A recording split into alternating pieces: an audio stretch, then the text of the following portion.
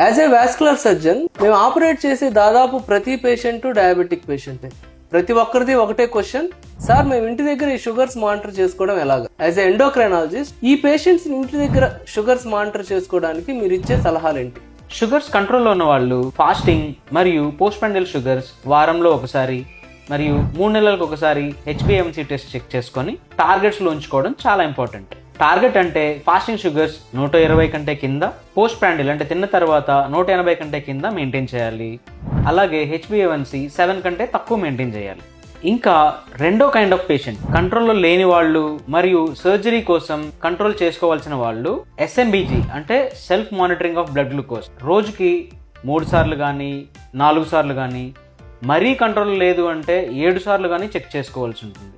దీన్ని మనం SMBG అంటాం. కానీ కొంతమందికి ఈ SMBG చార్ట్ చేస్తే కూడా కంట్రోల్లో రావు. అలాంటి వాళ్ళకి కంటిన్యూస్ గ్లూకోజ్ మానిటరింగ్ అంటే రోజంతా ఎవ్రీ 5 minutes షుగర్స్ SMBG కంట్రోల్లో లేని వాళ్ళకి కంటిన్యూస్ గ్లూకోజ్ మానిటరింగ్ చాలా ఉపయోగపడుతుంది.